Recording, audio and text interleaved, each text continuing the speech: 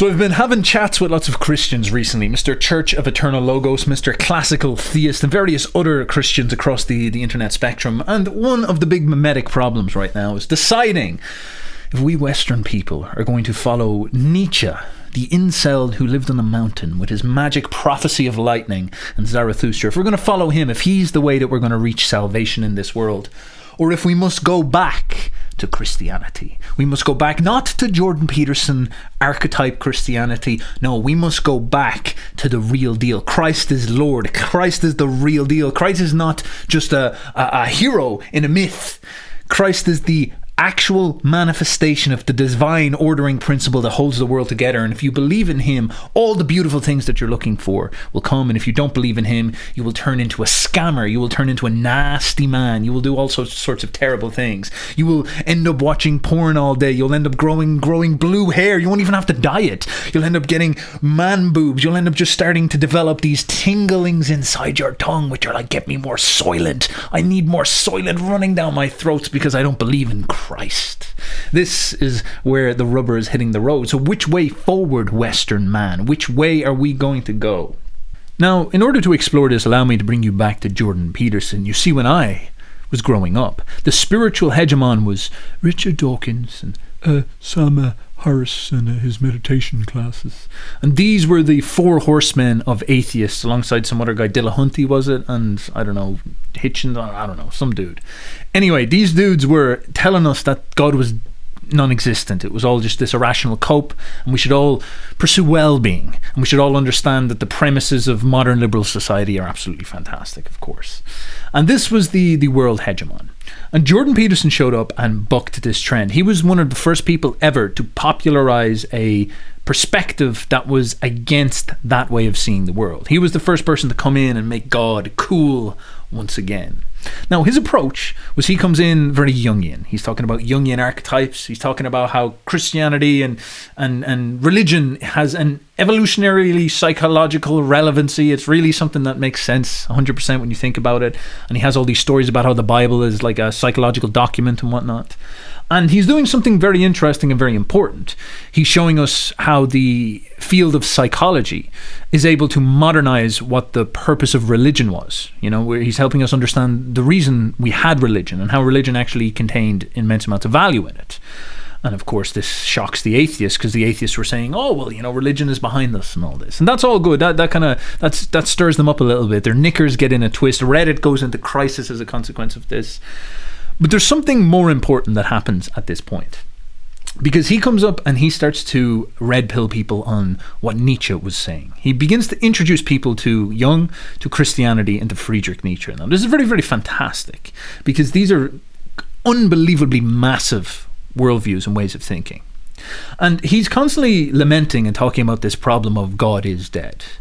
And when I was listening to Jordan Peterson, he was opening my mind up to the fact that all might not be well in the state of Denmark. Around about this time as well, you had Trump show up. Now, Trump is so fascinating because Trump goes up and he says that Western Europeans, Western people in the West, in America specifically, they are getting bullied by these liberals that don't actually like them, that are exploiting them, that are turning them into losers and dorks and failures. And Trump was like, we Western people, we should win. We should not move, our entire infrastructure over to China, and we should not lose. Let's stop losing, and let's start putting our best foot forward and start winning. And this seems kind of like bombastic and crude and arrogant to people, but the more you start to look at it, the more you start to see it making sense. Because Western people treat themselves as losers. We have this guilt complex where we think that we're the demons that ruined all of the world and all of existence. And the only right way that we can carry ourselves going forward is we must destroy our civilization, hand our civilization over to other people, and ruin our freedom and our quality of life for the sake of the environment and all these types of things. And this is all very, very interesting stuff. Now, wrapped up in this as well is Jordan Peterson coming in and saying that there's a load of communists in the institutions that are trying to brainwash you into enjoying Marxism. Now, that sounds crazy to people, but I remember I dropped out of college very unconsciously. I was in college and they were trying to teach me all this stuff, and I felt it was not really helping me fulfill my potential as a man. I was a young man and I wanted to be juicy, I wanted to be strong, I wanted to be a capable speaker, I wanted to be charismatic, creative, I wanted to have skills and competency and power, I wanted to express myself. But I found when I was in college, the place that I thought I would go to get educated and they would fix me and make me better and make me more powerful, instead I found that they were like an old biblical preacher, you know, smashing books on my head, Marxism, Judith Butler queer theory, all these type of things, and they were haggarding me and giving out to me about this stuff and annoying me and sort of saying, oh, men are evil, Western men, phallogocentrism, white men are awful terrible things and all this. And they were trying to turn me into a book cell, a book coper, a theory cell, making me read like Foucault and stuff like this. And I remember I just said, this is crap. I'm not learning any skills. Maybe the knowledge is interesting, but I'm not learning any skills. I'm out of here. And so I dropped out. I took Plato, I took Nietzsche, I took these guys, I took Jung, and I read them myself and all this stuff. Now Jordan Peterson shows up later and starts to talk about Nietzsche and Jung. I'm like, oh, fantastic. The only man in the world who's talking about these things that I found so interesting. He's talking about them. And then he starts to remind me, he's like saying, yo, these neo-Marxists have taken over the universities. And it's like a light bulb goes off. I'm like, wait a second. They were trying to teach me Marxism. What? Oh my God, I've been through this. Holy Lord. The critical theory, the feminist theory, all this type of stuff. They were trying to get me. God, I'm so lucky that I escaped that trap. That's so fantastic. And then he goes to point out something astounding. You know, he says that Western culture is in a crisis right now, and I'm like, what? Really? I thought we were fine, you know, is it not supposed to be? But he's like, no, like we're actually in a really, really bad place for many reasons. And I started to look around. It was like, you know, when somebody says, there's purple cars in this city, and you're like, what, really? And then you walk outside and you just start to see them everywhere. Now, of course, they were always there, but you didn't notice them because someone hadn't trained your perceptions to look. So he says that God is dead. And I start to think about my life and I'm like, wait a second, yeah. Like my grandmother's super Catholic, you know, absolutely loved the church and all this. And I remember growing up and just Catholicism was not really in the schools at all and stuff like that. We did stuff like our communion and we had like religious studies, but most people I knew were sort of atheist. I grew up in Ireland. People would always make fun of God and make fun of the Bible and call it silly. Everybody in Ireland thinks the priests are all pedophiles now. There's all those scandals that came out and all this type of stuff. And so the Christianity had sort of been pushed out of the picture. And at the same time, there was this attitude that everything that Christianity represented in the past was bad and all these type of things, you know, like the sexual restrictions and all these types of things. And the whole idea now is that we're all free. You get to like have sex with everybody and it's absolutely great and you're free to do whatever you want. You can go pursue your pleasures and all this. And then someone like Jordan Peterson shows up, many people around him, and says, well, this was actually a consequence of God dying. That symbol of God loses its vital force. And this leads us in a very dangerous situation. Why? Because actually many things are going wrong. For example, the divorce rates and stuff like this. We're not forming families anymore. And that leads to us not being able to raise strong children, which leads to us having shittier lives. It also leads to us allowing neo-Marxists to go in and brainwash people. He starts to explain all these things, and he starts to basically say that like Western people are going through a crisis right now that's leading to them having lower quality lives, that we're going on this downward spiral. So you combine this along with that movement that was coming with like Trump and all them, and then you combine it with Jordan Peterson talking about this stuff, and it's this great awakening. And you start to look around and you start to study stuff and you start to learn many things that you probably shouldn't learn. You realize that maybe all is not well. Maybe the West is going through a deep, deep cascading crisis. And then, of course, what happens? What happens after that? Well, they come in and they lock us all in our houses, you know, of course, for our safety, which is very important. But then you're trapped inside and you're kind of thinking, never in history have I heard of the entire world having something like this happen to this. This is quite a big deal. And during that time, OnlyFans shows up and all the girls start to like strip down and do all this type of stuff. You start to notice just how deracinated and materialistic everybody is.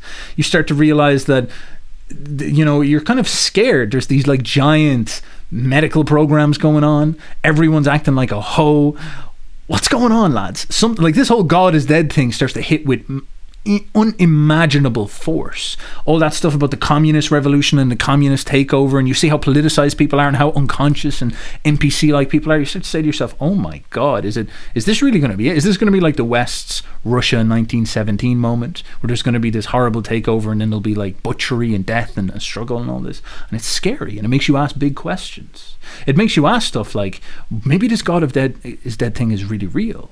Where have we gone wrong? I walk outside my house and I walk through my town and I speak to people, and there's no consciousness anymore. People are just reciting things they see off the news. They don't have personalities anymore. They recite, these Reddit downloaded opinions like churches are bad and we're bad, Western people are bad, our culture is evil. This is like in Ireland. And we should just comply and go along with all this type of stuff. And it just seems like there's no thinking happening at all. There was no mind anymore. These people seem like they've been brainwashed to hate themselves. They've been brainwashed to be unhealthy, to be decrepit, to be some type of ugly bug or something like this. And this hits you like hits me like a train. It was really like the bringing down of an abstraction into a real idea in my hands. The God is dead idea. The arrival of the totalitarian psychosis, where the state imposes such madness upon people and people stop thinking for themselves. They lose their souls because God dies. And this is where I think an awful lot of people, many of my friends, many people like me, many people like us, turned around and said, wait a second, we need to start asking a serious question. Like, what is going on here? Because we need to start getting firm about where we stand, because this can't go on any longer. So it was around about this time that I noticed people started to go all in on perspectives, either Christianity or Nietzscheanism, myself included. I was looking for something that firmly explained the world down to its very core.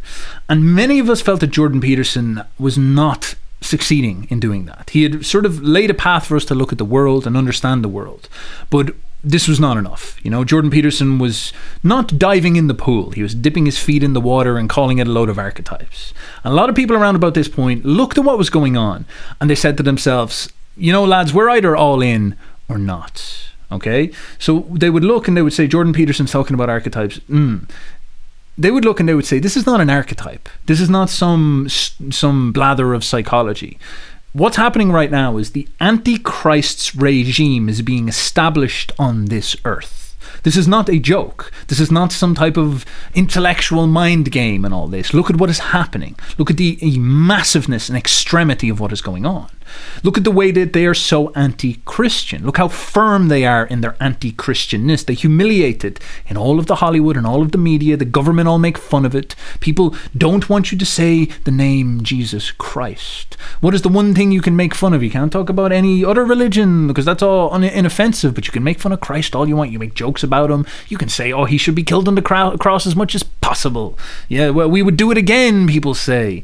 This is the Antichrist regime. People are running away from the churches, and the reason why we are in such a bad state is because we've abandoned not Christian morality, not Christian archetypes. We've abandoned Christ. Christ is the fabric that holds together the entire universe. Christ is not an archetype. He's not a symbol. He's literally the Spirit of God incarnate as a man. He is the Logos that made reality. And when we stop worshipping him, we are literally worshipping chaos.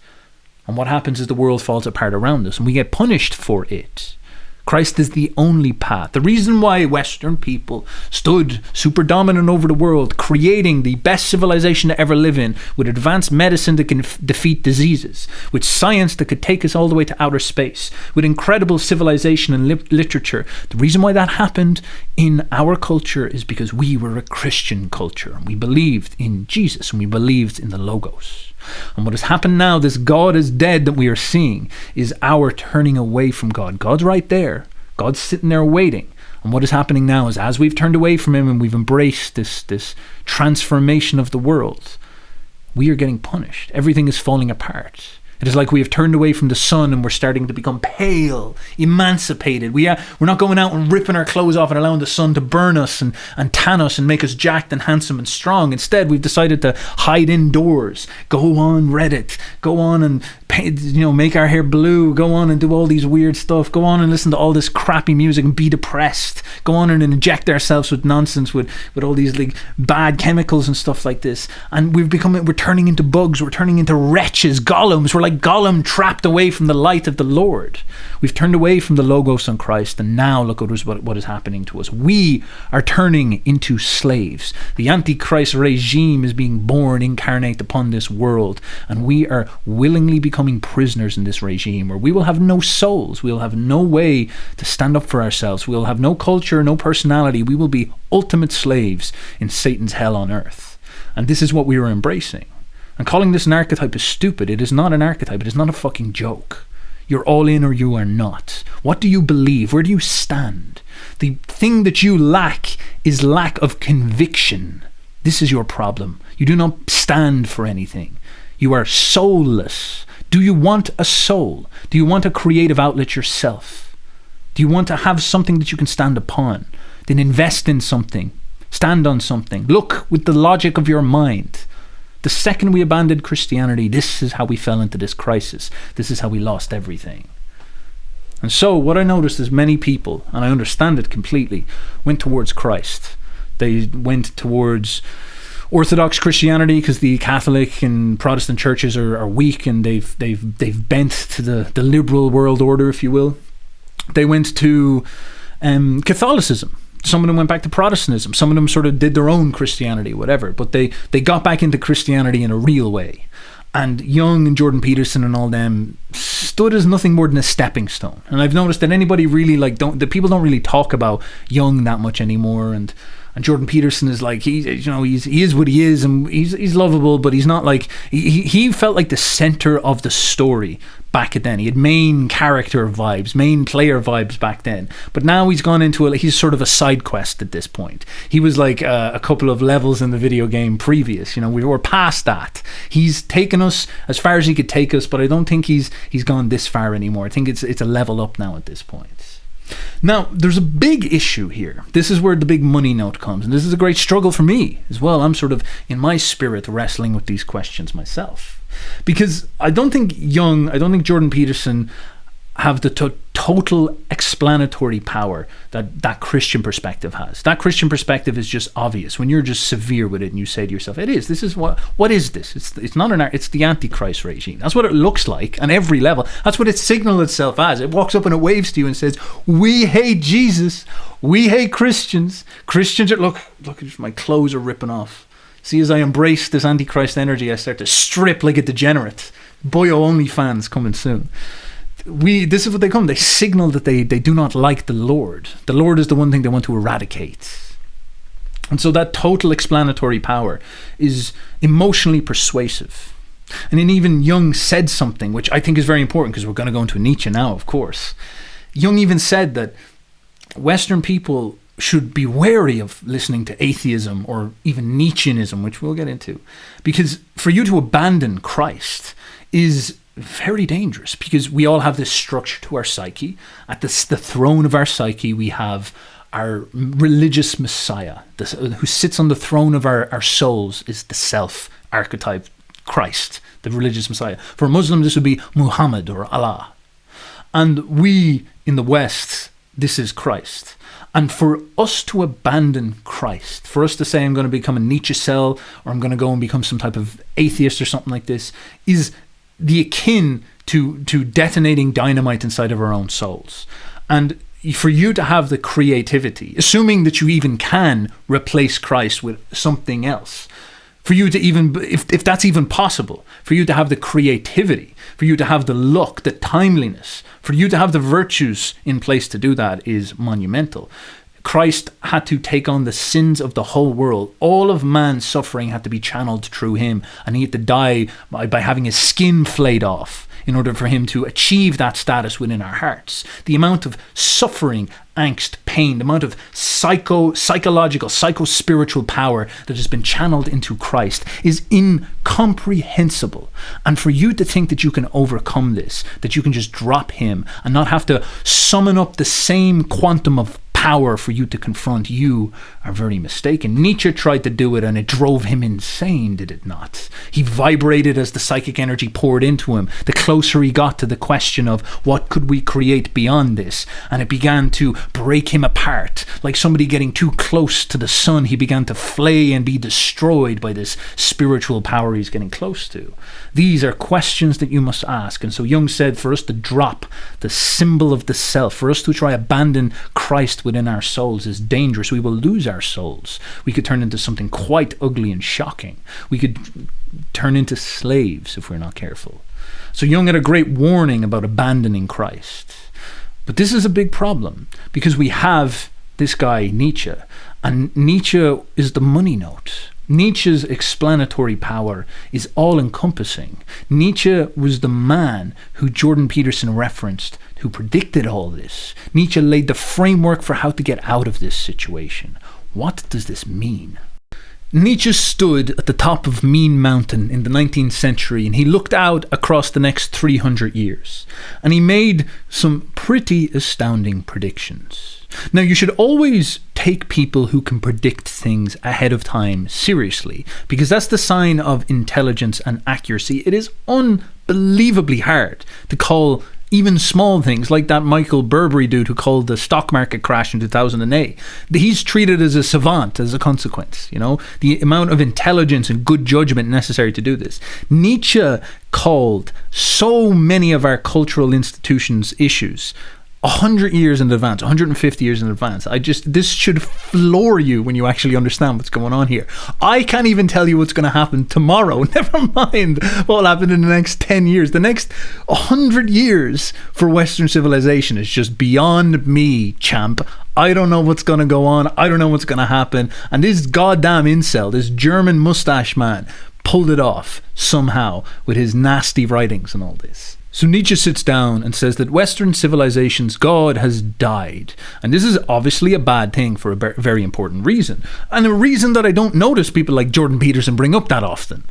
This is related to the purpose of mythology, of stories, of religion, of culture. Nietzsche has a phrase where he says, "We have art, so we do not die of truth." Now, this is such a subtle and fascinating perspective where reality and truth and knowing the truth and knowing what's going on is not exactly congruent with succeeding in the world. Think about it, for example, the know-it-all nerd. Who is living better, the know-it-all nerd or the kind of like 40 IQ jock who ends up getting a beautiful wife, producing loads of kids, and getting for himself a nice job that makes him a decent wage, versus the know-it-all nerd who understands how all the nature of the world works, but he's broke, has no girlfriend because he's a weirdo, all these type of things. Who is achieving the goals of life better? In some sense, who could you say is even wiser? You know, even though the jock is only, he's a grug with no IQ, he is still achieving success and health and in some sense creating beauty and creating a future. Whereas the nerd is achieving none of these things. The nerd is a sort of theory cell. He's lost in the abstractions of his mind and ends up not achieving anything. So he's smart but not wise. He does not achieve the goals that are necessary. And what Nietzsche notices from this is that if we get too caught up in overthinking or pondering or perceiving into the world, it can lead to very demoralizing realities. You know, this is the idea of a black pill. The world is a very brutal, savage place. And it's incredibly hard for us to be honest with ourselves about how brutal the world is. It's hard for us to say that not everybody is equal, that there's winners and losers, that in order for us to eat meat, animals have to die. They have to go through suffering. We have to draw sharp objects across their throats and make them bleed out as they writher in order for us to eat hamburgers that we only eat 2/3 of and then throw in the bin. It's very difficult for us to accept this truth. Yet if we do not eat the food, we will starve. We will run out of nutrients. We'll turn into vegans and turn into dorks. And this is not good. So we need suffering and we need pain in order for us to live. But this is so difficult to digest. It's so difficult for us to accept that truth. In fact, if we learn about this truth, this is where vegans come from, is that the second they come in contact with reality, they see what it actually is, and it shocks them so much that they start to try to stop it. They start to try to escape it. They start to try to break free from it. They start to say, no, I can't participate in this. They try to inviolate reality. No, eating animals must be wrong. I can't participate in murder every single time I eat. So I guess I must starve myself. I must stop eating real food. I must go and eat Soylent Green or bug burgers or something like this, because I can't let myself touch the food that is a damaged animal.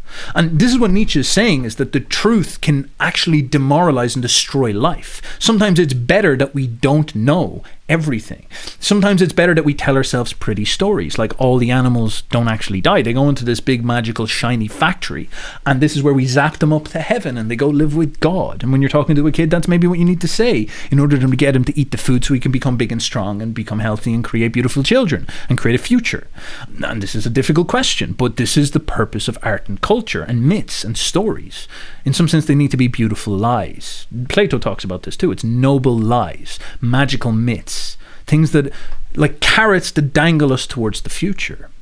And this is such a fascinating idea because, Buddhism and Schopenhauer, they would all talk about this as well, that like these magical myths are delusions that our minds set up to get us to participate in reality, when really reality is schizophrenic. Reality is evil.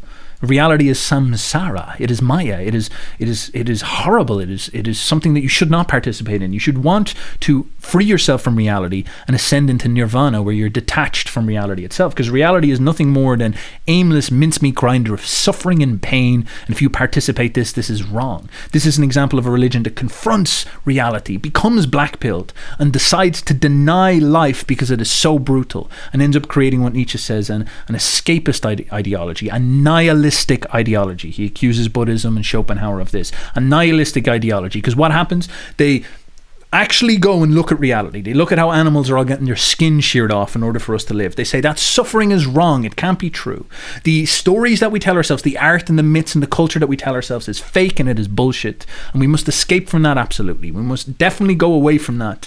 And if that means denying life, so it is. And what do these guys do? They rationalize a way to stop participating in life, and then that actually kills a people who believes in this. If you go and you become a Buddhist or Schopenhauer fan, you're essentially committing suicide. You're planning to convince yourself that life is evil and you must stop participating in this. And the only logical conclusion to this is suicide. And you actually see this in quite a lot of like Buddhist mystics and whatnot. They will do stuff like, and Hindu mystics, and a lot of people out east where they're very, very perceptive and have this very subtle and profound psychology and way of approaching this stuff. They will do stuff like starve themselves because they don't want to participate in the samsara of suffering. Schopenhauer had many followers who ended up killing themselves. It was quite a common thing with him. Anybody who read Schopenhauer enough blew their brains out. That tells you an awful lot about how black-pilled that man was. And this is what you need to understand, is that the truth can be so toxic, so shocking, so brutal, that it can lead to literal death. And Nietzsche calls this nihilism. Do you understand? Because this is a big, important point. Now, what we have in defense against this is stories, is things that we tell ourselves to keep ourselves motivated, to keep ourselves hyped. It's like when you're in a bad situation and you say, we're going to figure it out. We're going to work it out. You choose to believe. You choose to believe because reasons bring relief. To live is to suffer. To survive is to find a meaning in the suffering, to find a dream that you can chase after. And so all civilizations have myths. They have stories. They have some type of religious architecture that hypes people's emotions up and keeps them engaged with the project of life and helps them justify suffering. For example, the Greeks had their myths. The Christians would tell us stuff like, we're God's people and then the animals must die at our feet. The pagans would make you sacrifice animals to understand that there was some type of natural order in play which justified the suffering that the animals were being put through. All these fascinating ways that this stuff would happen. Now, Nietzsche points out that a profound thing happened in European civilization where Christianity is a religion of truth. Now that's kind of weird. It's kind of weird because most religions their purpose is to drive you towards success, and they're supposed to be mystical and life religions that just bewitch you into participating in life. You're supposed to get delusionally brainwashed by them and engage in life. Art succeeding over truth, and art pulling you forward towards living, because living is wiser and living leads to success, and living leads to actually all the good things like beauty and culture and health and all these type of things. And that's basically life affirming, as Nietzsche would call it. But Christianity has got this profound focus in it, which is really heavily obsessed about truth, because we've got this one God who's this one reality, and we're the rational souls that go and seek to know this God. And this persuades us that there's some type of project we must engage on, which is in pursuit of truth.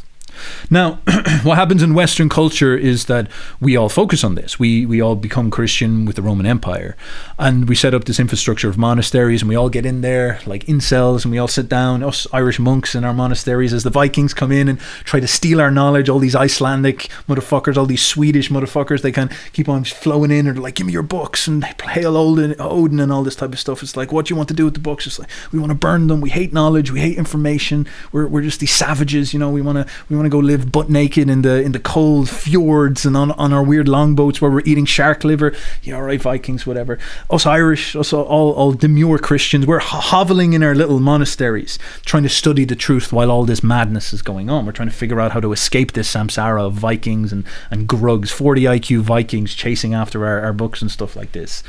And so all of Western Europe goes through this project where we focus on this abstract idea of finding this truth. Now, do you see the danger here? Because isn't Nietzsche telling us that the truth is an ultimate black pill? The truth is the worst thing that you can figure out. You can't handle the truth, man. That type of thing. That's basically, you know, some Nietzsche up pretty much in one sentence. You can't handle the truth, bro. The truth, you can't handle it. German incel, big mustache. So Nietzsche is saying that's a bad thing, and what we are doing is we're developing this religion that seeks after it.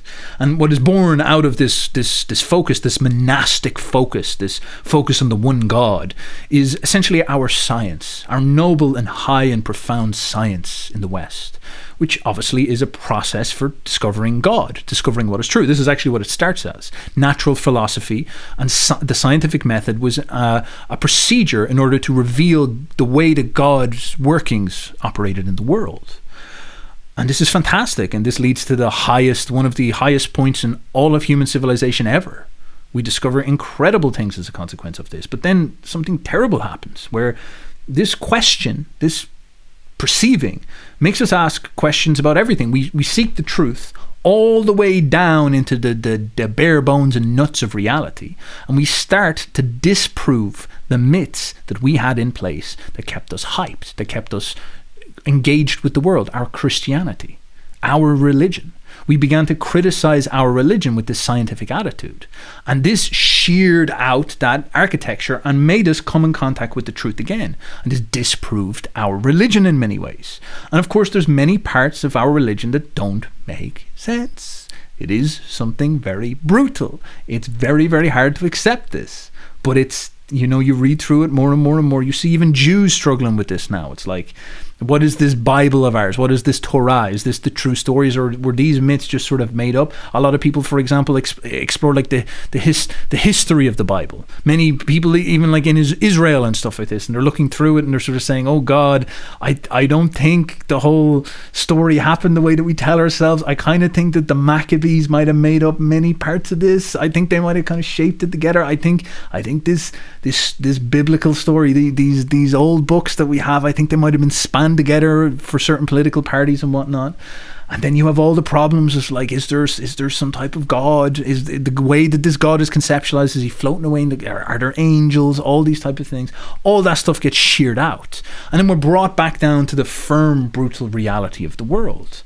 And this worried Nietzsche immensely, because this is, God is dead. God becomes, you know, we shoot a bullet at him, basically. We critique him out of existence. We peer with our telescope, like Galileo, looking up into heaven, and all of a sudden we realize that there's nothing there. It's just clouds that dissipate, and then it's gone. And we have some serious problems as a consequence. We're now going to enter into an era of being black-pilled, of diving down and connecting with the truth and having to confront the brutal realities that the likes of the Buddha and Schopenhauer and all these characters confronted. These moral dilemmas that we have, where there's no real way that we can justify murdering animals or the inequality of the world or the brutality of nature. It's very hard for us to justify this anymore now that we've come in contact with it, because we've always needed stories to tell us how to interpret these things, and now we've got this pressure put on ourselves that we have to figure it all out for ourselves, and we're just not ready to do that. Now, this becomes one of the first and major and shocking challenges to anybody who chooses to become Christian recently. What Nietzsche is telling you is a psychological mechanism about how religion works. He's not going after Christianity as something particularly special. He's saying that all mythologies work this way. The Greek pagan myths work the same way. They were stories that helped to entrance us to pursue life, because for us to confront the true cynical nature and the brutal black-pilled nature of the world, the law of the jungle that the lion lives by, is very emotionally difficult for us. We need something artistic to try move our emotions and keep us engaged. But the thing is that the truth, which we treasure so much, we all say to ourselves, we want the truth. Christ says, I am the truth, I'm the way, I'm the light. It's not the same as this. It is much different than we would like to think. It's much more, you could even say it's much more Nietzschean, you know? And many of the people that we are living with right now are like, we're going through this nihilistic era where crazy things are happening. These giant monstrosities, these state monstrosities are rising up, and like communism rises up and it presents itself as this monstrous energy, like the project that is going on right now that you see happening in the world. And in response to this, we get afraid. We feel deep amounts of fear. I understand this. We feel existential crises and all this.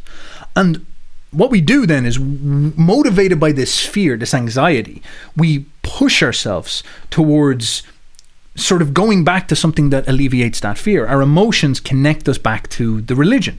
We say to ourselves, well, I need a story to interpret this stuff anymore.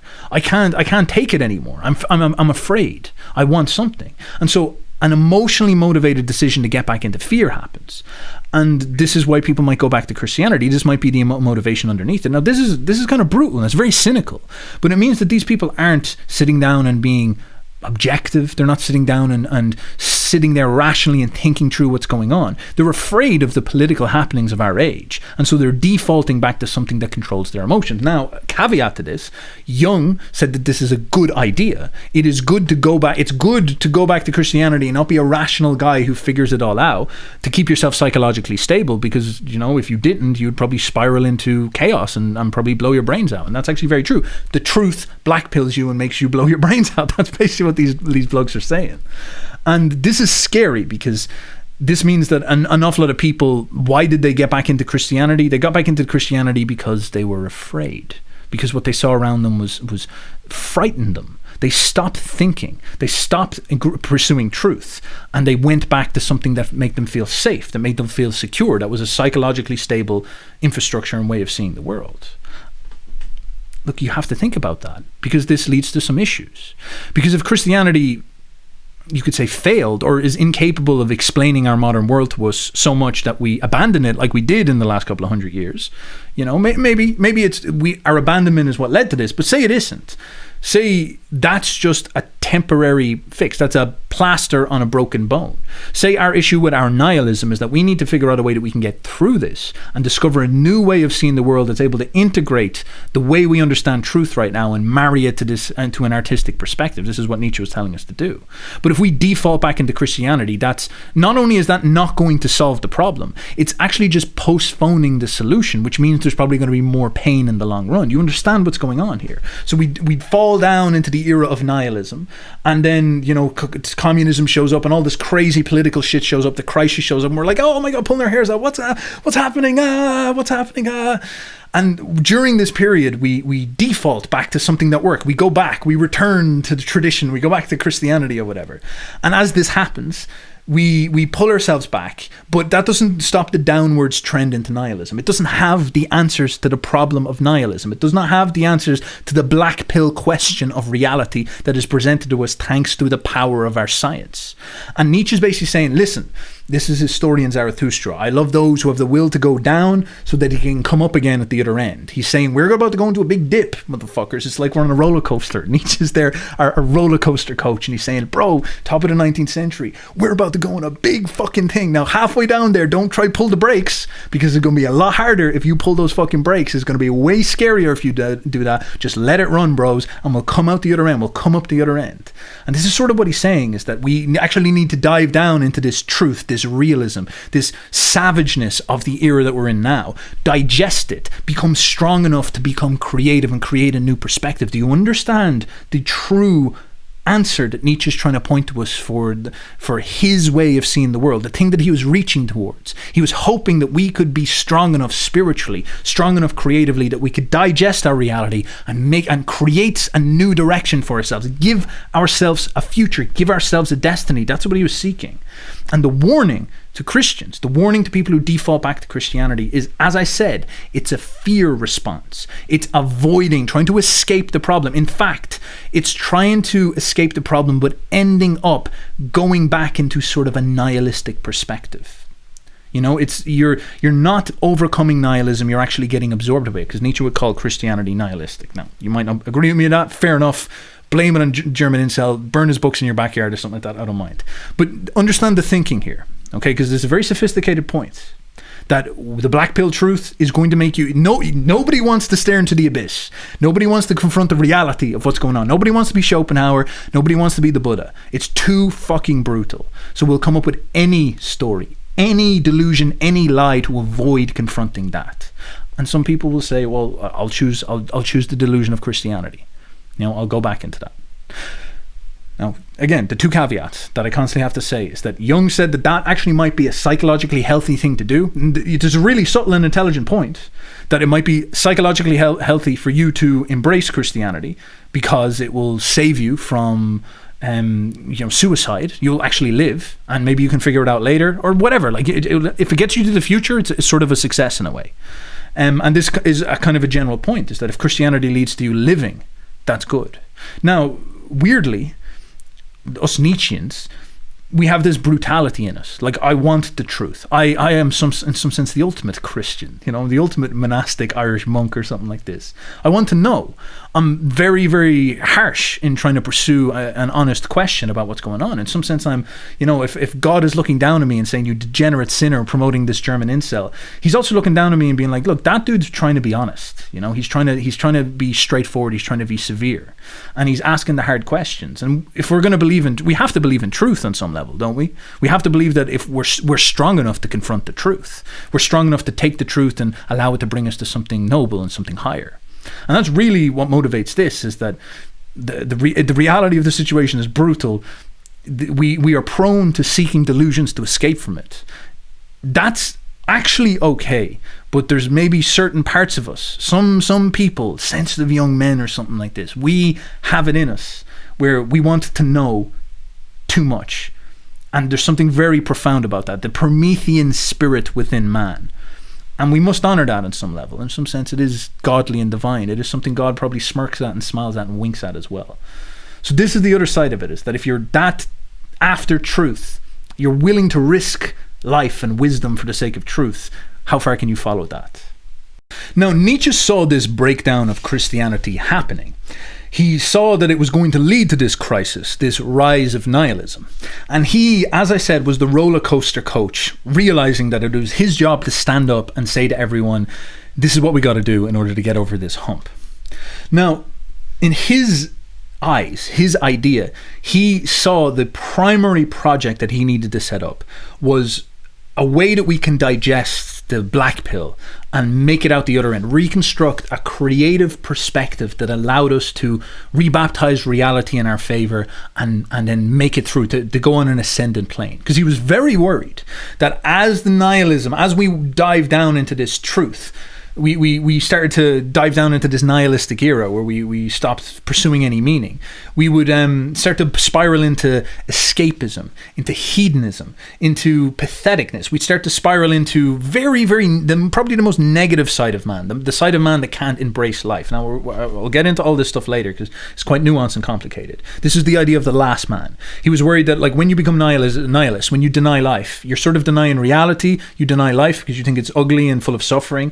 And this actually weirdly leads you to turning into the kind of metaverse man that you see nowadays, the bug man, the man who goes and he puts on the metaverse helmet and he escapes reality and allows himself to grow into a big blob, and he guzzles down McDonald's and all this type of stuff, and he just doesn't want to connect with reality at all. And he'll say to you stuff like, oh, you know, fat is beautiful and you can cut your testicles off and all these type of things. Like, that spirit, that denial of reality and denial of life spirit that you see is really important to understand, because that's it. That's that That's that escapism, and that's how toxic and scary and dangerous that can be. And he was really worried about that this type of person would rise up and become ascendant over the world and turn the world into this soulless, life-denying, nihilistic prison, which is sort of what's happening now. And now you can start to see Nietzsche's beginning to have this explanatory power, as powerful as the Christian one. The Christians might call that the Antichrist regime. Nietzsche is saying that that's the last man's personal playground, personal, ball pen or something like this. Now, Nietzsche was saying that we have this problem where we're going to go down on this roller coaster, and we need to sit down and confront and digest the reality that we're in and figure out a way we can create something new, a new perspective for us to follow. So what was this perspective? Like, what did Nietzsche have in mind? And he actually gave positive assertions for us. Now, many people call Nietzsche a nihilist. They think that he was celebrating or embracing or saying that all morals are relative, things like this. These are, of course, people whose brains are mashed potatoes. These are people who have not read Nietzsche closely. This is why when in the Nietzsche world to come, in the palace of Nietzsche, the regime of Nietzscheanism, it's going to be like Catholicism. No matter how much we want to escape it, it will be very similar. The plebs will not be allowed to read books because they cannot read books. You can give people all the Nietzsche books they want and they'll come out with the wrong conclusions as a consequence. They'll just turn it into whatever they so wish. In the future, you will not have to read Nietzsche. You will just live your life. I will take the truth out of your life, and all you need to do is, like a peasant, just focus on, living, enjoying yourself, being engaged with the world. That is, of course, wise, is it not? I will take on the burden of the truth. Me, the Nietzsche cell at the top of the grand palaces of the world. I will decide what I can speak down onto you. I will model the world for you, and I will show you the way forward by painting pictures inside of your imagination about what these things mean. I will take on the burden of reading the books myself, and you will be free to live. Isn't that so joyful, my friends? Oh my God, that's amazing. So no, Nietzsche was not a nihilist. He made some very clear positive assertions, and you have heard this stuff before. He talks about his Amor Fati, which means his love of destiny, or the confirmation and affirmation of the real world as it is. To affirm life and be life affirming, to be a yes sayer. I wish only to be a yes sayer. Nietzsche said that his formula for mankind to become great was through Amor Fati, through embracing our destiny, through embracing life. He was not some relativist who wanted you to go and start sticking dildos up your ass or in your ear or whatever you want to do. Instead, he was saying that there's a very clear thing that is valuable. Life is valuable. Now, we can't really not know what life is like. We can't live outside of it. It's impossible for us to judge life because we're caught up in the affair. And he wanted us to instead embrace our situation, to believe in life, to stand with life. And what you see often is him coming up with this conception where you have the yes sayers, the life affirmers, the people who embrace life, and the no sayers, the life deniers, and the people who wish to escape life. And of course, he came up with this conception in response to people like Schopenhauer, like Buddha, like the Christians who try to escape from reality, the nihilists who don't want to. He was the anti-nihilist prophet of the lightning. He wanted you to go in the opposite direction. What you see with this moodiness, this desire to escape into delusion and dreams, this is people who are denying nature, denying the world, denying life. They can't cope. They can't handle life as it is. And so they try to escape it. And you know what happens when they do that? They look at life. They look at the lion eating the gazelle. They look at the way that they eat the meat. They look at the way that the world works. And they can't see the beauty and the value and the joy and the happiness. They can't see that stuff. They can't see the happy gazelles dancing. They can't see the lions being all graceful, majestic and beautiful. They can't embrace the fact that there is a cycle of life wrapped up in the world. They can't do this. They can't think like a pagan, if you want to put it this way.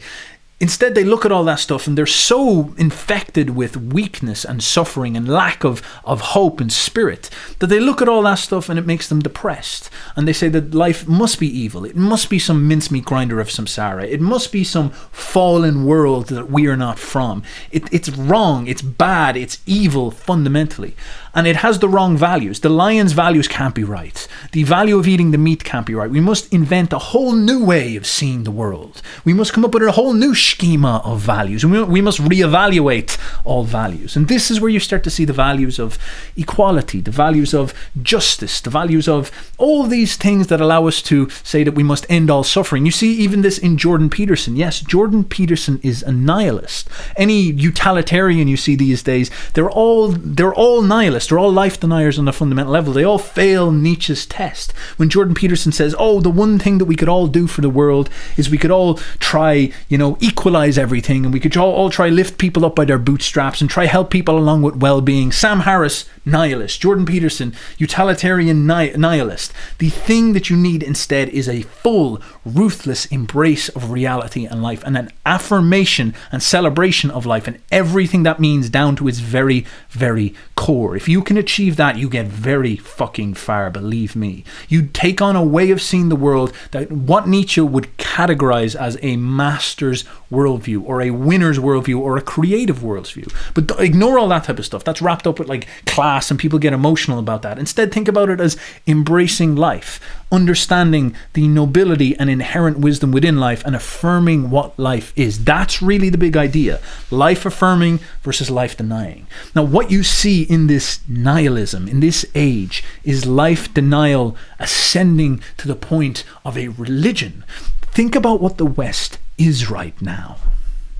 Now, when I say life denying, think about what that word actually means. It means death. It means to embrace the values of death. When you really sit down and you allow this stuff to stew inside of your mind, you see some astounding things. What is the values that death represents? What are the values of entropy? What is life? What, when you look at that heart monitor and you see it go beep, beep, beep, what is happening? There is this burst of energy trying to escape an equilibrium, an equalizing force. Equality is the value of death. Excellence is the value of life. The life deniers are a death cult. They are the spirit of death and entropy manifest upon this world. They are at war against life on a fundamental level. When a vegan is trying to tell you that you should not eat, I'm banging on the vegans so much, god damn it. Guys, like I'm not totally mad at you or anything like that. You're just a very good example. Apologies, not my fault. That's the way things work. When a vegan is trying to tell you that it is wrong to see an animal suffer, and we must sacrifice our excellence, our supremacy as humans, we must sacrifice that for the suffering of the animal. You must understand that that is the preachers of death, the preachers of equality. That is the spirit of entropy trying to enter into your spirit and change your mind and make you change your behavior and change and shift the values of your world so you stop eating as nutritionally as you could and end up slowly moving towards death. Do you understand this? The same question goes all across the board. Everywhere that you see this anti-life nihilistic perspective, you see this death manifest. Now, what we live in the West is a total comprehensive world of nihilism. It is exactly what is going on. The regime right now is a death cult. And think about this from first principle. Think about this on every part of your culture, what is happening right now. When you are born, you have a dick or you have a vagina. Welcome, kids, to the birds and bees classes. You are chosen by nature to be a male or a female. Is that true or is that not? Life has created a species, and life's strategy to make it into the future is to distribute us into men and women. And she's going to inject the men with loads of testosterone and fill the women with loads of progesterone and estrogen in order for them to manifest their roles. And then they're going to fall in love and marry and form teams so that they can create children, and the species and DNA can achieve, life can achieve its goals through them and make it into the future. This is the project. This is how nature works. Now, what is happening in our culture is there's a fundamental war against all of that stuff, because we are at war with life and therefore we are at war with nature. What happens when you are born? You are assigned this gender. They turn around, they say to you, no, this is wrong. This is a mistake. Biology fucked up. Your mind is superior to biology. You can decide things over biology if you so wish. Your biology made a mistake. Nature made a mistake. Life made a mistake. You must deny what you are. And from this can come all sorts of crazy things. You can see it happen where the people start to castrate themselves. They start to take hormones to attack themselves, to transform themselves. Now, castration is a representation of a denial of life on its fundamental level. It is a castration of the life instincts. Your genitals drive you towards life in the most fundamental way through your passions. Early Christians used to castrate themselves. This was a problem that the early Christian church had, that they had to ban it outright, because Jesus said something like, if your eye offends you, cut it out. And so obviously if your William is starting to pull you around in places you shouldn't go, you may as well cut it off. It's very interesting that that same pattern is manifest. Do you understand? And then the hormones thing is very serious as well, because you're blasting yourself with hormones, trying to violate your nature, trying to assault your nature, change your nature. You really need to think about what these things mean. Now, aside from all that stuff, what is the next category of our culture that's such a big deal? Well, this is, of course, the gender wars, the question of feminism or manliness. People are like, why is everybody following all these big bad Andrew Tate and all this type of stuff? Well, it's because men are confused about what it means to be a man. And unfortunately, we don't know. So guys are trying to find somebody to lead them. They go to Jordan Peterson, they go to Andrew Tate, they go to people, and they're like, show me a model for how to be the man. Why is this happening? Because when a young boy goes into school, his boyish natural instincts, his nature is attacked from the very beginning. You go into school and you start acting all creative and boisterous and excitable like a young boy should be, and they fucking fill you with Adderall. They get you riddled. They get your brain whirring so you cannot focus on anything other than the bullshit jargon that they hand in front of you. When you grow up, they constantly counter-signal your manliness, your desire to assert boundaries, to stand up for your reality, to stand up for who you are. There's always counter-signal. Men are evil. Men are the source of all pain and problems. Men must be castrated and cuckolded. And the life path offered to you as a man when you go forward into the future is you must be a dolted, castrati slave for this regime. You must go and work and shut up and supply money for your wife and not have any opinion and not believe in anything, and instead just bend over, take responsibility for all the pain in the world and just deal with it on that level. There is a negative conception of manliness in this world. Our role, our gender, our instincts are demoralized, and a lot of men are very unhappy about this, and a lot of men say, the whole world is out to get us. It's maybe it's women attacking us, is what you often hear, or something like this.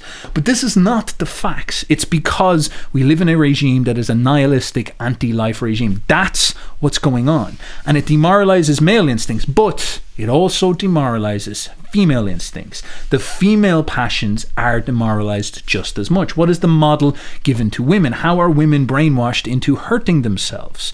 They are told from a young age not to embrace their femininity. Just like men are told not to embrace their masculinity, weirdly, women are told the same thing. Do not embrace your femininity. Do not listen to your instincts. Children are imprisonment. Now, isn't that fascinating?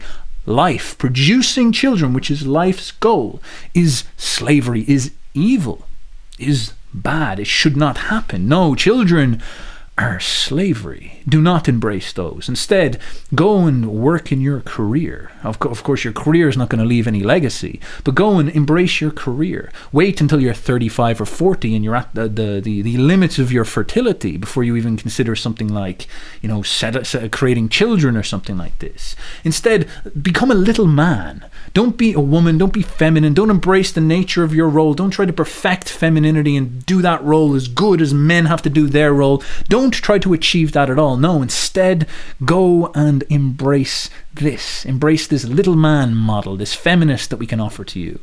And of course, many women go along with this, and you see it constantly now on social media. Women coming out and saying, I've woken up from feminism. I'm 40 years old, childless and depressed. I'm on SSRIs. I'm lonely. All I have is a dog. What am I going to do? Or I'm with this guy and we both got vasectomies or castrated or whatever it is, and now we don't have any kids. Or you might even see couples and stuff like that, and they're in their 40s and like, we don't want kids. We're above kids and all this. It's all anti-life. You look at it on its root, and it's all anti-life, because life is hard on our egos. It's hard on our souls. Life is hard on our freedom. To embrace life is to embrace restriction, embrace problems. Yes, you could identify as whatever gender you so wish, but the problem of life is that life imposes upon you a hand that you must play. It says, this is what you are, and you cannot decide anything else. You must embrace this and make the most of this. The heroic journey for you, the will to power in you, is to see what you can do with this hand I'm going to give you, but instead they want to ignore that. They want to deny life. They want to escape that. They don't want to embrace. They don't want to affirm like Nietzsche would tell you. Instead, they want to run away. They want to go in a different direction. And then you see this all throughout this entire life cycle for men and women. What is the role? What is the journey that we are all offered? Women become little men, career people with no kids, sterile in their 30s. Men become castratis with no spirit, sterile in their 30s as well. They get married for a while. They might have aimless sex, with no intention of being fertile, living life with a condom on. Then they get divorced at some point, and then they just live as useless people with that had no purpose, didn't fulfill anything, and they're just sort of waiting it out, waiting to die, not believing in religion, not believing in an afterlife, all these type of things. So all they have is hedonism, pleasure, consumption, entertainment. Do you understand how unbelievably brutal and sterile that is? How soulless that life is? All because there's life denial to its core, because life is suffering and pain. And they stack Reddit rationalizations upon themselves from the very beginning to justify this to themselves. Do you see now what is going on? And it does not stop there.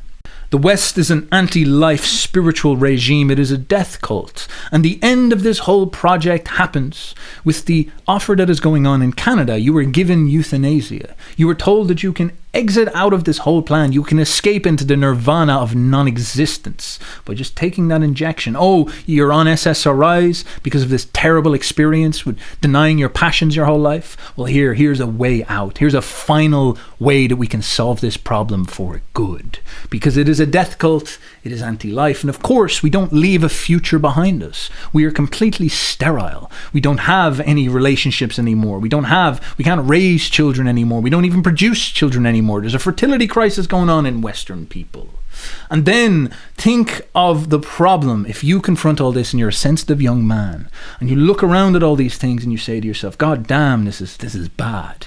Maybe you want to escape into the solace of culture. You want to have a purpose by expressing your creative instincts.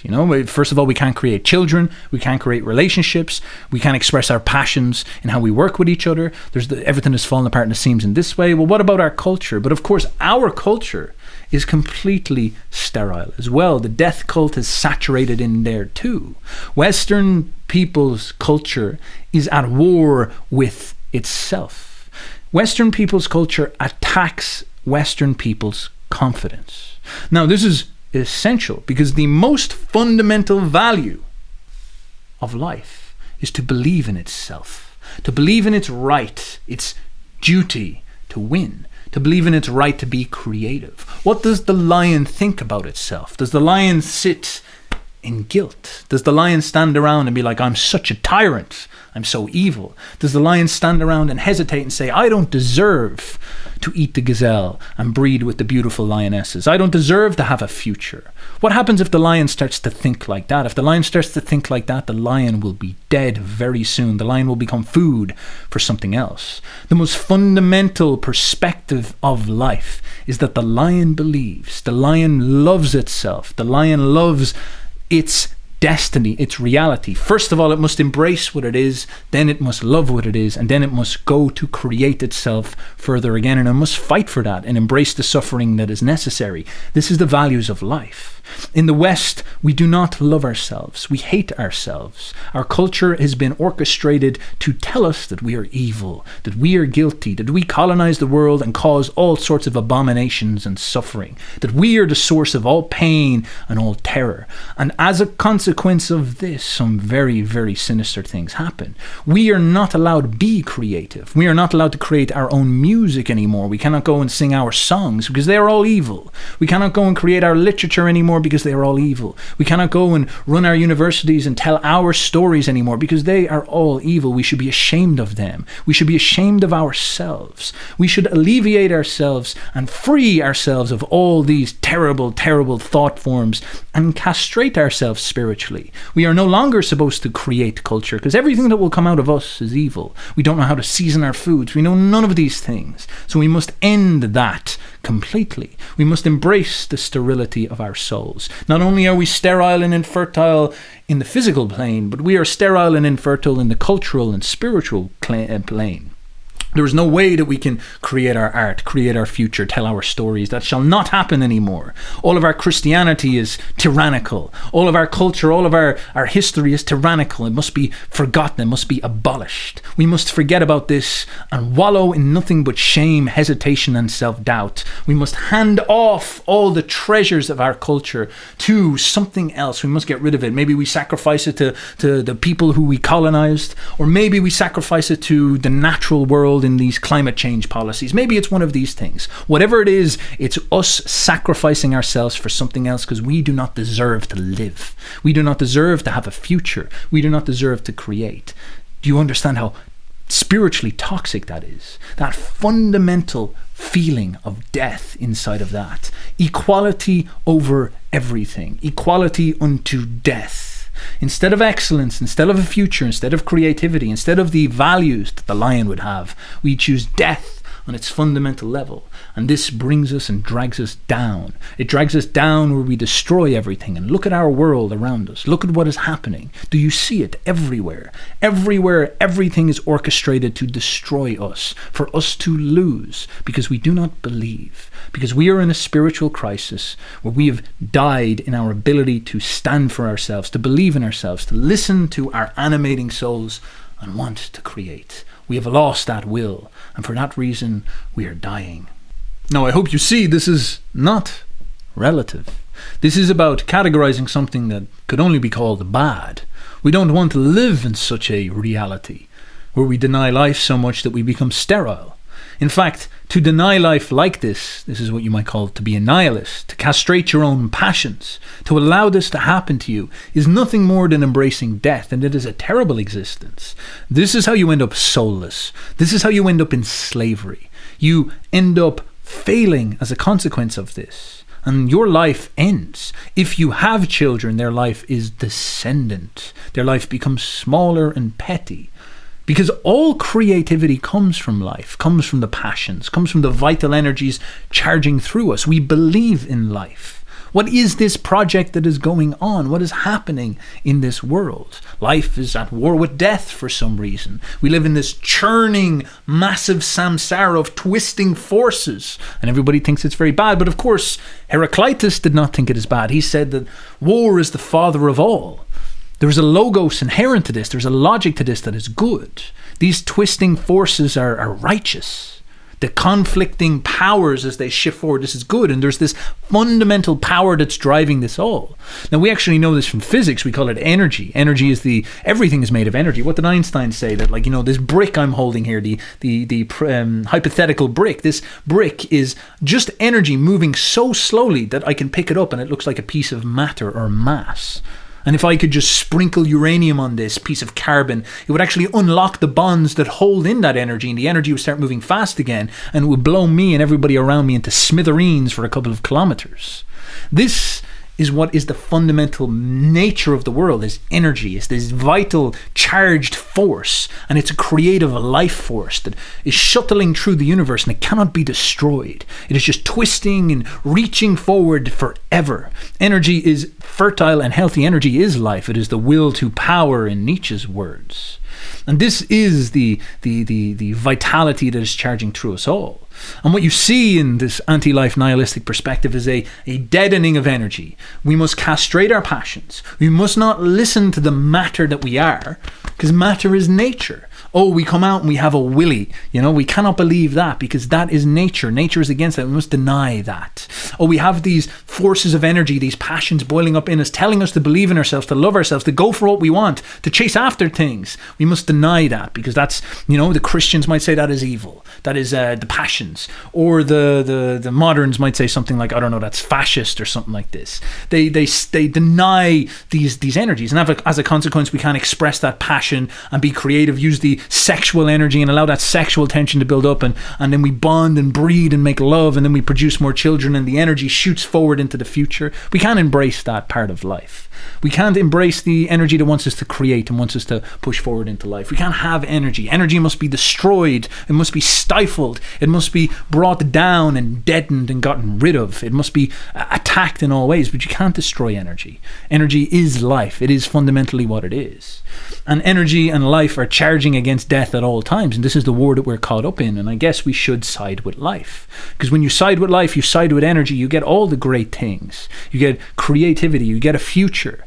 You get beauty. You get all the platonic goods. Beauty, creativity, a future. All these things come bursting out of you, come bursting out of your people. This is how you build heaven on earth. This is how you actually achieve these things and live in it. Why did Western culture reach the height that it reached? Is because we were so full of that energy. And we channeled it in a disciplined way so that it actually manifests as creativity. So it manifests as a future. God bless us, we believed in God. We had a stable way that we could connect with higher goals, and it channeled all these forces out of us, and then we created stuff that was beautiful. This is what Nietzsche sees as good. He is a life affirmer. He wants us to embrace these forces because he believes that this is what will take us to the future, and this is what he wanted us to stand on. This is what he wanted us to fight against. And the war that you see right now is the same war that has always existed in history, and it's on us to win. It is the war between life and death, between light and darkness, between energy and being a soy boy. Now we're going to get funky and technical here. I'm going to keep diving into the Weltanschauung, the worldview of Nietzsche, because what this begins to reconstruct is a pagan worldview. And when you hear pagan, you think of some Danish guy running around in the forest, butt naked, screaming "Hail Odin" while listening to metal music, or some Irish witch on TikTok boiling frogs in her mum's kitchen because she saw something on the internet. But this is a straw man of what paganism is, what this perspective is, because of course, you can turn around and say all Christians are frustrated incels, but that's an egregious straw man of their reality and the way that they're presenting the world. Now, where this comes to a fore is a big question about what we call worldviews. Okay, and this is very difficult for people to think about, but this requires a big imagination and a perspective shifting way of seeing things. And I might make a video on this in and of itself. But the argument that you would put against Christianity is that you would say European people never needed Christianity. We in the West achieved everything Christianity claims that it will give us back. So, for example, we've had high culture before we had Christianity. Pagan Rome and Greece achieved everything Christianity promises. We had morality. The word morals comes from Rome. Rome was not a bunch of degenerates like you were told. Instead, Rome was a perfectly functioning civilization that considered themselves highly religious, pious, and moral. They actually took this very, very seriously. And that they had all the structures of family and marriage put into place. Yes, that stuff all broke down at the end of their civilization, but this is ultimately the cycle of life. Things tend to break down. But during their success, when they were very pious and following Jupiter, they are actually doing very, very well. We did not need Christianity to make us moral. The German pagans had monogamous marriages when they were living in the jungles by themselves. They didn't have Christianity, yet they had all the structures of these stable families and these stable morality. Now, this is a very serious problem when Christianity comes in and says that it is the thing that allows you to achieve these things. That is not the case at all. And of course, we had lots of high architecture, high civilization, high literature, high art. We didn't need Christianity to give us any of these things. There was nobility, there was intelligence, there was bravery, there was virtue, all before Christianity. They built one of the greatest empires in history without Christianity. Christianity did not give any of those things. Now, this is a very serious problem because Christianity claims a totalitarian permission to be creative and to create civilization. It says Christianity is the thing that builds civilization out of the ground, is what I often hear. So without Christianity, you go back to living, hunting pigs in the forest and stuff like this. And this is not true. Christianity is not necessary. It has been proven historically. It is not necessary to be a Christian to create things that are successful, high, even you could say divine. Now, the problem then becomes when these two worldviews clash, because you have this worldview coming out of the biblical stories that says to us that in the beginning there was God, who was the Logos, and the Logos floated down onto earth, and it is information. And this Logos installed its information in earth and brought the world basically to life and created it. And then from there, we have lived out in history and we've been flying around and all this. And it's only when Christ came down and showed us the logos once again could we go back to following the rules, basically. Now, this interpretation of logos, in the beginning was the Word, and the Word was God, and God became flesh. The logos, the logos, the logos. This is very much aligned with this sort of idea of an order inherent in the world. Now, this pagan perspective has the same conception of logos. So this is going to be difficult for people to follow, but I'm trying my best to be a presenter here. This pagan perspective of logos was absolutely there. It existed in reality, but their attitude towards this logos was it was built of energy. Heraclitus said the logos was the ever-changing fire. And this whole conception of the logos being some type of, I don't know, information guy, conceptual, abstract thing came much, much later in history. But in Heraclitus's mind, the logos was the eternal fire of change, because his view is that what is constant is energy changing forms. Energy can never be created or destroyed.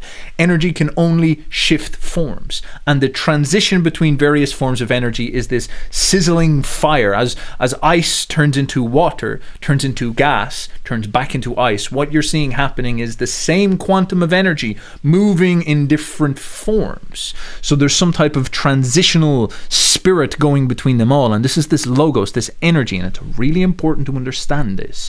When water gets more energized, when it gets hotter, it starts to turn into gas. When the energy contracts and it gets smaller, it drops down and becomes ice. Is that correct? Yeah, I think that's correct. You're seeing I'm a 40 IQ grug here, like give me a chance.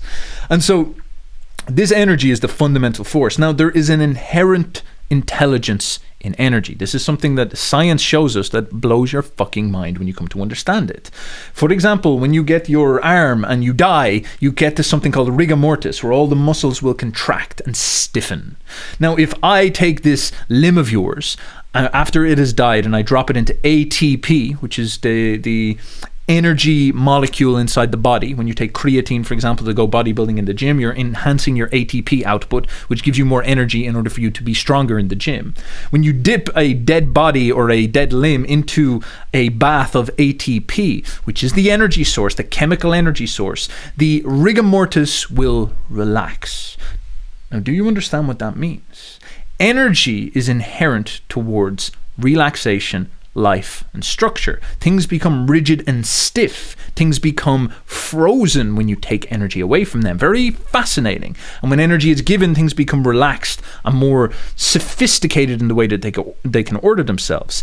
Energy expresses structure, movement, and life. Energy expresses the dynamic ability for structure to act. Energy is life, fundamentally, is what we're getting at. When you look at a person or a being, what you're seeing is a sophisticated expression of structured energy moving through the world. It's such a profound thing to understand. Of course, Tesla and all that would always say stuff like, if you want to understand God and the world, understand energy and vibration. And what we have then is this idea, which people are now starting to call vitalism, coming out of this, saying that energy is the first principle. Energy produces the logos. Energy produces the structure. Now, this is a very technical philosophy. So if you can't follow it, if you're a 40 IQ grog at me, I will try to explain this at a later point, maybe in more detail, because there's an awful lot of details I have to go through. But this is very important to understand, because this is the intelligent presentation of the pagan worldview. Now, again, pagan is not the good word for this. You could call this a vitalist perspective. And even among this, there's bickering. This, you could have Platonic pagans and vitalist pagans, and they bicker among each other. Welcome to the intellectual world, my friends. This is what it's like. Magic jargon getting flung about. But it's important to understand this, because this is a very sophisticated challenge on Christianity. People will come to you and say that, oh yeah, Christianity is the logos, and obviously there's a logic to the world. Whereas you have these sophisticated pagans coming, like Nietzsche. Nietzsche's basically saying this, coming and saying, listen, that logos that you're banging on about, it's not what you're saying it is. That's a silly rendition of it. You've come and given a simplistic explanation of what that is. And that is the wrong understanding. And why is this? Why is this so fucking important? Why is this such a big deal? Steph, why are you ranting about paganism? What are you doing? I don't want to become a pagan. What's going on? I'm not trying to make you a pagan. I'm trying to make you understand. I'm trying to make you see. Because when we sit around and we look at this world in our lives and we say to ourselves, why is the West falling apart, and why is everybody depressed, and why are they all on SSRIs, and why am I trapped staring at a laptop with an Irishman ranting down my throat about paganism? What is happening? What is going on? Well, we're in this crisis right now. Western people can't stand up for themselves. They're in an anti-life perspective. They're in a state of life denial, or they've been bewitched by the Antichrist, whatever way you want to see it. And we're trying to come up with solutions. Why? Because when something is going wrong, you try to go and figure out from first principles what is going wrong so you can correct it. Say, for example, you're a boxer and you just keep losing in your championship fights. You try to dig down to the fundamentals and ask yourself, what am I fucking up? What is going wrong in this level? Now, when you talk to Christians, they say to you that you've wandered from the logical logos to Platonic, structured laws inside the Bible, the morality inside the Bible, this rigid, and keep in mind that word, rigid framework that allows us to create the good life and beauty and truth. This is what has screwed up. You have drifted away from the logos, which is leading us to sin, which is leading us to fall. Now, that's a very interesting and simplistic narrative that makes sense, and I understand why people believe that. But this pagan perspective, this Nietzschean perspective, is coming at it from a different angle and saying something actually much more nuanced. These guys are not saying that they don't want Christian logos. Nietzsche was not saying stuff like this. He was like, Nietzsche often would say stuff like the nobility of morality. He said, for example, that a race of people reaches the heights of their creative success when they are the most pious in their marriage practices. Now, that's a very interesting statement from naughty, nasty, moral relativist, isn't it? But this is what he was saying, because he was concerned with success and health and life and creativity and beauty. That's what he wanted. That was his focus. He wasn't some aimless, nihilistic degenerate. He was focusing on this all the time. So you have Christians saying, well, the way that we achieve beauty and success and all that is by this moral perspective, this moral logos, this rigid framework of do this, do that, thou shalt, all these types of things. And we understand that. That's an interesting perspective. But let us go and understand this pagan perspective, this energy vitalist perspective. Nietzsche and all them. Nietzsche would say stuff like, the way that we transform society is by starting it in the right place. The way you create a high culture is by getting it right on first principle. And it is not the soul or the abstractions or the rigid. You can't go in and install, like a software program, morality into people's heads and expect them to do the right things. That's not how people work. This is discounting the understanding that we are unconscious beings with many unconscious habits and operations that are installed inside of us through our instincts, through our passions, and through our blood, and through what we are fundamentally. Nietzsche is saying that if you want to save a people, if you want to see a people go ascendant, you need to fill them full of energy. If you get a people who are lacking energy, they will not be able to express structured morality. Even if you're looking at the result, the effect, and you're trying to turn it into the cause. A people full of vitality and full of energy with a huge ascendant future in front of them will start to develop structured attitudes towards morality and towards operating in the world. A people without energy, without vitality, you can go in and graft on top of them whatever morality you want, but it's not going to be able to revitalize that core energy. If it can't vitalize that core energy, it is not going to be able to do the job that it wants it to do.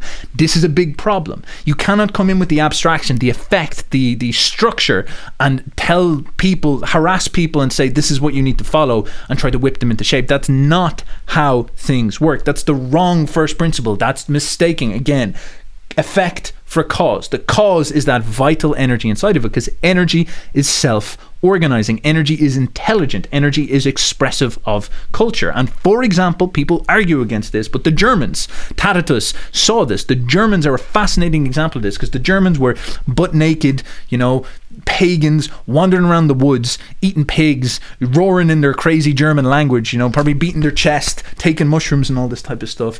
But they expressed a huge amount of structured morality. Tacitus went and met them, and he was astounded to see all the morality inside of them. And he lived inside Rome, this very sophisticated society with a huge apparatus of Platonism and moral structure. But he saw morals breaking down. He saw people becoming less and less moral and people turning away from the gods as a consequence of the fact that the Romans were beginning to lose their vitality, having been civilized so long. This is a very important point, because this shows you that energy is the thing that drives your ability to be righteous, to be moral. Do you understand what I'm saying? It's a big deal, because this is where you begin the most sophisticated criticism of Christianity. And this is when you start to realize the bunkus that an awful lot of people are trying to shove down your throat in regarding to this. They're telling you that Nietzsche's a nihilist and all this stuff. That's not what he's pointing at. This stuff is way more intense than you think.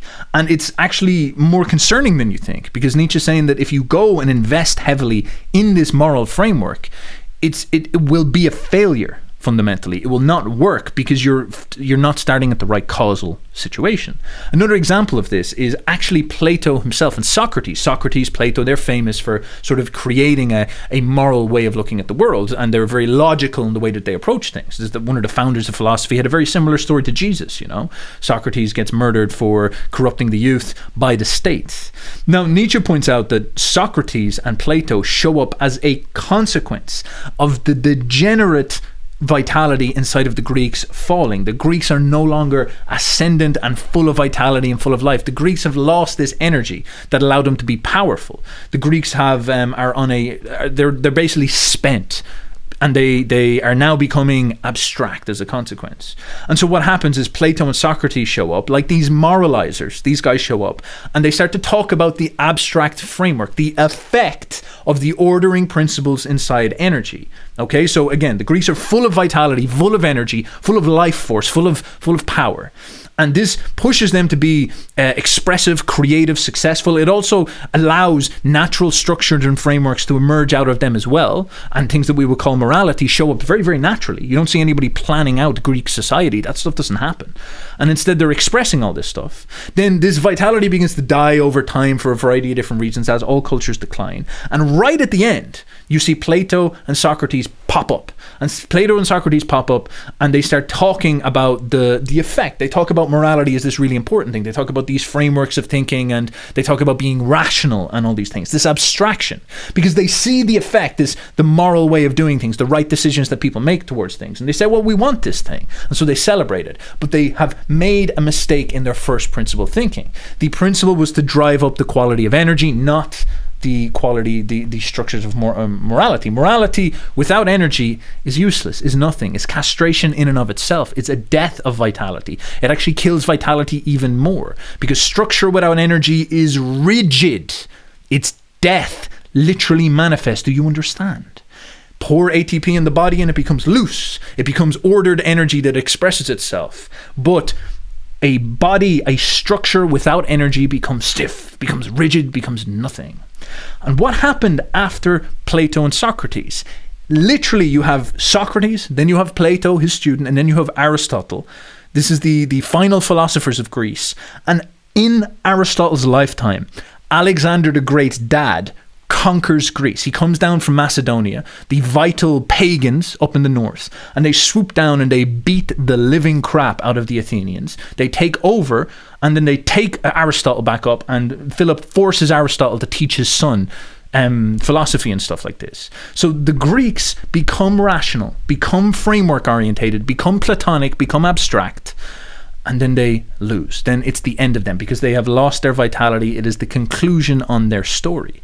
And Plato is motivated by something noble. He is trying to save his people, but he is wrong in his approach. Now, the same criticism is then levied towards Christianity. What do you see happening in Christianity? You see the Jews. The Jews get taken over by Babylon and then Rome and then Alexander the Great. But what basically happens with the Jews is they become a little bit like this. They become incels, theory cells, where their warrior caste gets killed off, their farmers get killed off, and all that's left is a load of slaves and priests living in like Babylon and stuff like this. And so these guys become very obsessed with the abstractions of morality and the framework and all these types of things.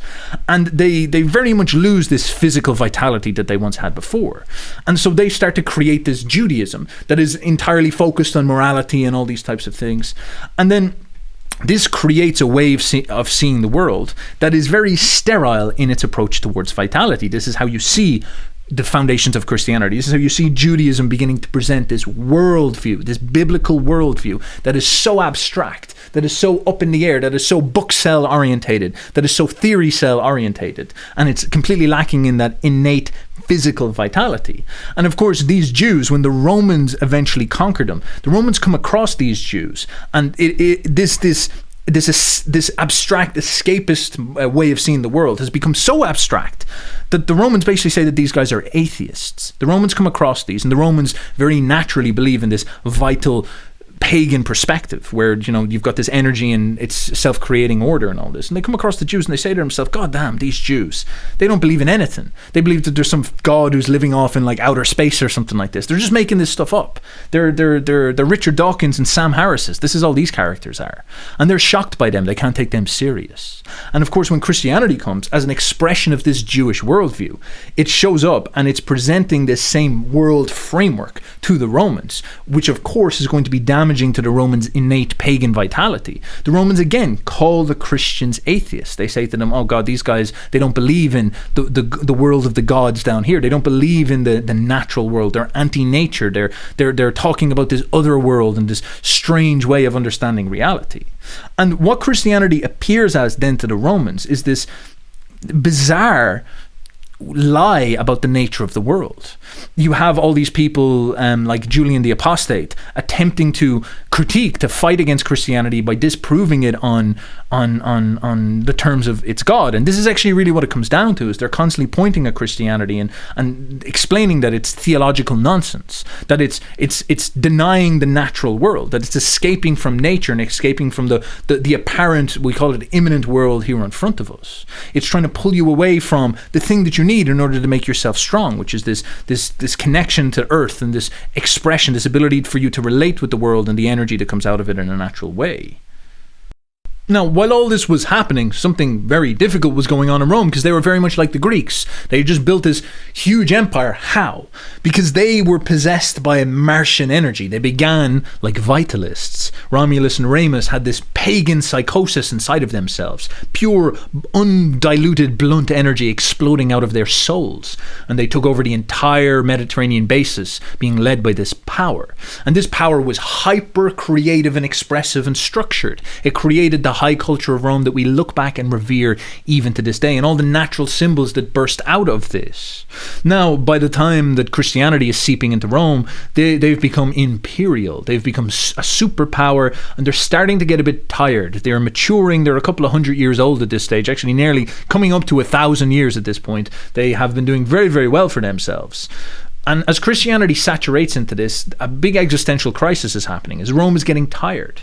They are doing things like they are taking in loads of slaves from all across the empire and mixing the people up and confusing them and all this. Roman vitality is dropping. People don't take the old gods as serious. They start becoming like Plato and Socrates and modern postmodernists right now. They start to, become critical theorists of this. They're like, well, the gods aren't actually real. They're archetypes or something like this or whatever. And they start to look at this as a symbology thing, and they start to get into these like more abstract ideas, and they start going listening to these Greeks talking about Plato and stuff with this, these Greek boy lovers talking about Plato. And they're in this crisis point where Rome is starting to lose its vitality. It's in decline. And so all this rationalization begins, because when you're losing this vitality, you're beginning to ask yourself, why don't I have the energy I had before? What is going on? How do I take things back? And of course, we're trapped by the frame of our thinking, which is abstract, in the realm of abstraction. So they start getting into Platonism. They start asking these questions. You see an awful lot of the philosophers of the time talking about like Hellenic philosophy. Julian the Apostate, as I said, tried to reconstruct this sort of Platonic philosophy and all this to rival Christian theology. And then Christianity comes up as well. And Christianity is presenting this sort of abstract worldview that comes from Judaism that is taking God into this, he is the Word, he is the Logos and all this stuff. And they're all getting sucked up into this realm of thinking like this, missing the first principle, completely missing the first principle. And so why does Rome fall in the end? Because it fails to accomplish the goal or solve that problem of revitalizing the people, of reconnecting them with that pagan kindle that's inside their souls. And for this reason, Rome declines. And of course, in an attempt to stop Rome falling, they convert to Christianity towards the end of it. And this just doesn't work fundamentally. People say that Christianity was great and all this, and it went to the Eastern Roman Empire, but it's like that's not what happened at all. Christianity came into Rome. 19 years later, Rome was invaded by Teutonic barbarians, German barbarians from the north. The vital German barbarians who had been pagans for centuries, who were now full of vitality and on an upward ascendant trend because they had been, barbaric and they'd been cultivating the energy inside their souls. They came in and they dominated these Romans who were trying to solve their problems by converting to Christianity, but it was the wrong first principle. And it didn't save Rome. It didn't take Rome to an ascendant path. Instead, it just drove Rome into the ground further, It didn't cause the fall of Rome, as many people say, but it was definitely something that didn't help, nor did it really make much of a stop either. 19 years after they banned the pagan gods, Rome was conquered for the first time in 800 years. This is an abysmal destruction of this idea that Christianity saved Rome. Now, people say it went over to the East, but what happened in the East is not this pretty story of success and all this. The East, Byzantium was this confusing, botched place that never really reached the heights that previous Western Rome reached ever. It was sort of contracted and became this stable imperium that did well for itself in many rights, and it was a prestigious and profound place. But Western Rome was the jewel, that was the source, that was the soul, and that really fucked everything up. That really fell apart is what happened, and that's a big deal. How can you say anything other than Christianity did not help over there? The Catholic Church was formed in its wake as a consequence. And this is really what you see the true story. It's the same as Greece. They lost that creative energy, and barbarians from the north came down and took control of it. And this is because they lack that philosophical first principle. This is what Nietzsche is trying to point out. This is what he's trying to say. And we're looking at our era now, and we're asking ourselves many of the same questions. Like, we are sort of in the West's decline. We took over the world in the West, and that's great. Well, good for you. That vital ascendant energy, where you were full of vitality, even though you were nominally Christian. They were doing very, very well. But now that the West has gotten tired and weak and all this, it's starting to drop in its ability to assert itself and believe in itself. It's losing the spirit of life. It's losing the structures that express out of high energy and high thumos for life. And so what we are seeing now is this fall in vitality and this fall in energy. And Nietzsche is basically pointing out that if you want to see an ascendant phase happen, you need to be stimulating as much energy inside man's soul as humanly possible. That's the thing that Western man would need to do to change his destiny, or else we're going to have a very similar path to what happened in Rome. In fact, what this will be is the woke movement will take the place of Platonism or Christianity, this abstract theology, all these type of things. And this will be the thing that people will be clinging on to in order to, ideologize everything that's going on. And as vitality will drop, this will just drive it further into the ground, and it will not achieve anything that it promises to achieve, and that will be the end of that. And this opens up the sort of scary prophecies that come out of this as a consequence. Now, all of this leads to Nietzsche driving home some of his most brutal takes on Christianity. For example, the idea of vitality is very important because Nietzsche is in some sense a psychologist like Freud and Jung and all them, but he offers a much more sophisticated version of psychology. And he would talk about how we can have these motivating unconscious passions inside of himself. I guess he was just more crystal clear about what these passions mean. And so he often talked about this idea of resentment. You've heard of it before, or hate or vengeance that comes from people who are weak, who are suffering. So for example, I will again do a video on this at some point, but look at the Irish and the English. Like, the Irish resent the English. We hate the English at every corner because they conquered us and they put us under the foot for 1,000 years, and that's tough and that's really hard in our mind. And so we become bitter and we become vengeful and we fantasize about getting back at them and defeating them and stuff like this. And the English don't think about us at all. They're like, the Irish, I don't know, they're funny, like they're funny drinkers and all this type of stuff. I don't know, maybe we kind of screwed them up in the past, but like, I don't know, like, it's, we're not angry at them now, we're not going to be mean to them now, we kind of like them now or something like this. And this is a very interesting dynamic because the bitterness inside the Irish is not reflected in the English. The English are just sort of forgetful and naive and not really aware of what's going on.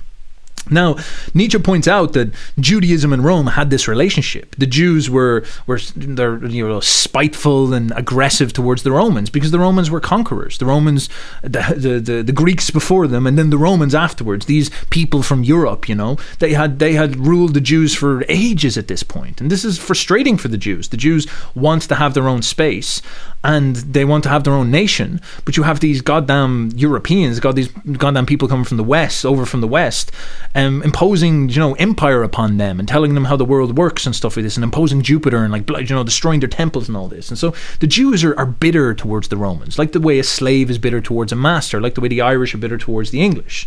And this bitterness, this psychological, the emotional passion inside of them that is dominant is this vengeance, this resentment, this kind of like jadedness that they have towards the winner, towards the Romans, towards these. So you combine this abstract philosophy with this vengeance and this bitterness and blend it together, and you get a very, very dangerous recipe. Because this is sort of what happens when you see a kind of majority of people who are weaker trying to overcome a conquering, ordering force of high vitality and high energy. And this is the sort of psychological architecture of, for example, something like communism or the French Revolution or the woke movement we have now, or Christianity in its relationship to Rome. It's a very important thing to understand. What happens with communism? You go and you have a huge amount of people who are the underclasses in Russia. The alcoholics, the people who are not like working and all this type of stuff, and you have the middle class, and then you have the monarchy, right? And they make the top of the structure, in some sense. The productive classes and the monarchy are working together.